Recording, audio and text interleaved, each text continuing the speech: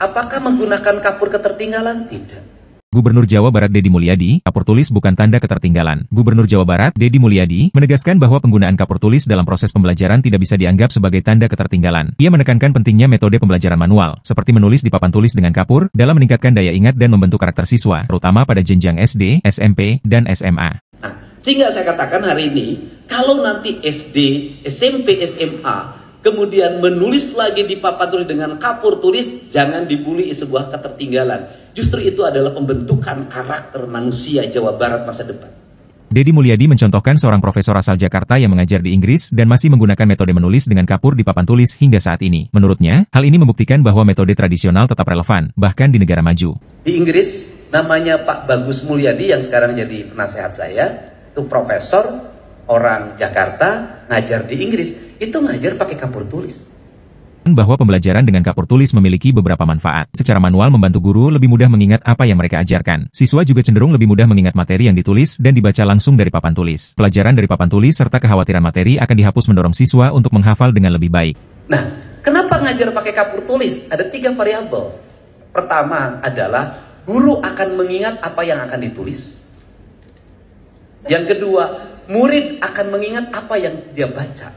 Bahkan dulu zaman sabak ya? Tahun 60-an itu kan ditulis kemudian dihapus. Artinya pada waktu ditulis itu dia harus bisa mengingatnya dengan kuat karena sebentar lagi dihapus. Ia pun menyoroti penggunaan teknologi dalam dunia pendidikan, khususnya smartboard yang kini banyak digunakan di sekolah-sekolah modern. Menurutnya, smartboard adalah perangkat elektronik yang berisiko menimbulkan bahaya tertentu, terutama bagi kesehatan jika digunakan dalam jangka panjang. Kemudian orang-orang yang sok modernis itu, dan di otaknya proyek, membuat sebuah desain berpikir bahwa menulis dengan kapur ketertinggalan maka harus diganti dengan papan digital. Apa istilahnya Pak Didi? Yang sekarang itu di Depok suruh saya hapus 30 miliar itu. Hah? Smartboard. Itu namanya sudah ngerti nama smartboard.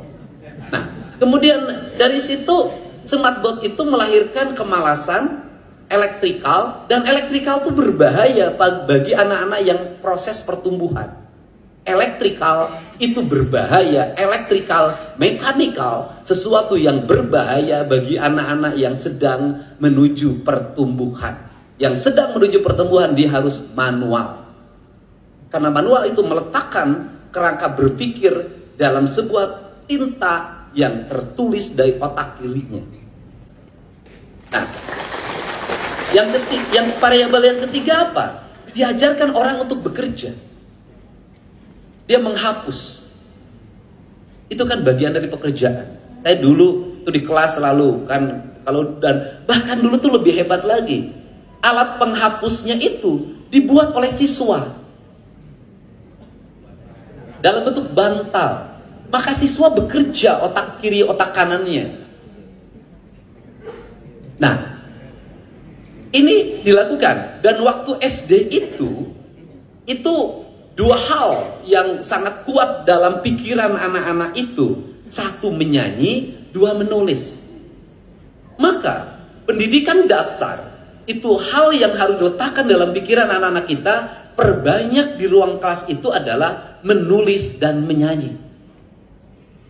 Karena menulis dan menyanyi itu membangun keriangan anak-anak, memasuki masa pertumbuhan, dan dia mencoba melatih tangan kanannya atau tangan kirinya yang kidal untuk merangkai sebuah peristiwa dan satu peristiwa lainnya. Dan seluruh rangkaian itu adalah nilai-nilai estetika, sehingga negara maju seperti Jepang, negara maju seperti Tiongkok, sampai hari ini masih kanji yang digunakan. Apakah sekolah harus kembali ke metode manual, atau justru teknologi tetap jadi pilihan utama? Tulis pendapat kamu di kolom komentar. Jangan lupa subscribe Komplek Viral biar nggak ketinggalan berita terbaru.